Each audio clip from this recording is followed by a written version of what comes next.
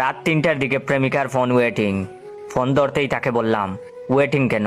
তখন তার উত্তর, জয় তুমি কি আমাকে সন্দেহ করো? তখন আমি বললাম, আরে না, সমস্যা থাকতেই পারে, এখানে সন্দেহের কি আছে? কয়েকদিন আগে দেখলাম যমুনাতে ছিঁড়া ফাটা প্যান্ট পরা এক ছেলের সাথে হাত ধরে ঘুরে বেড়াচ্ছে। এগিয়ে গিয়ে বললাম, এই ছেলেকে।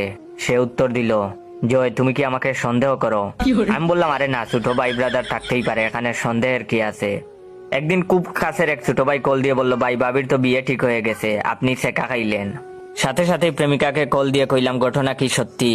সে বলে, দেখো বিয়েটা আমার বাবার জন্য করা, বাবার হার্টের অসুখ, তাই বিয়েটা করতেছি। কিন্তু আমি তো তোমাকে ভালোবাসি, কিছুদিন পরেই তো আমি তোমার কাছে ফিরে আসব। আমি আমতা আমতা করে বললাম, কিন্তু? সে উত্তর দিল, দেখো আমি ভার্জিন, আর তোমার কাছে আমি ভার্জিন হিসেবেই ফিরে আসব। আমি বললাম, কিন্তু? আমার বলার আগে সে উত্তর দিল, কিন্তু কি? তুমি কি আমায় সন্দেহ করো?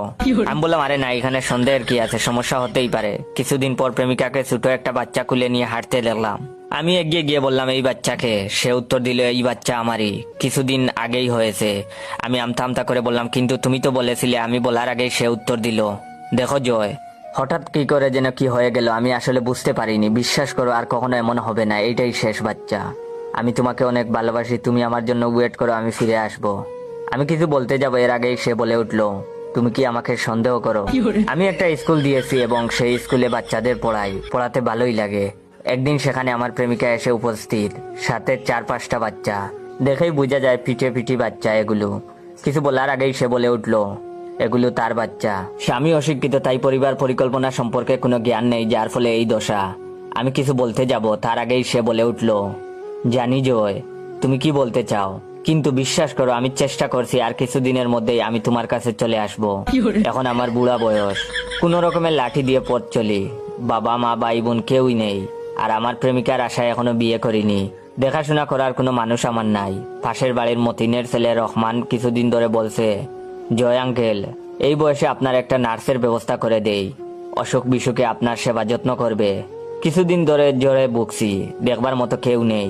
রহমান একটা নার্সের ব্যবস্থা করে দিয়েছে, সেই আমার সেবা যত্ন করছে টুকটাক। মেয়েটা দেখতে বেশ সুন্দর, যৌবন থাকলে বিয়ে করতাম।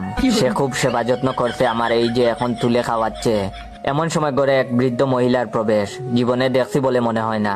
নার্সকে বললাম, তুমি কন্টিনিউ করো। এমন সময় সেই বৃদ্ধা এগিয়ে এসে বলল, জয় এই ছিল তোমার মনে, তুমি আমার জন্য ওয়েট করতে পারলা না, অবশেষে তুমি কিনা একটা মেয়ের বয়সী মেয়েকে।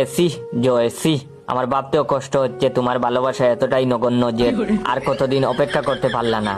কণ্ঠ শুনে বুঝলাম, আরে এইটা তো আমার সেই প্রেমিকা। কিছু বলতে যাব বরাবরের মতো সেই আগে বলল,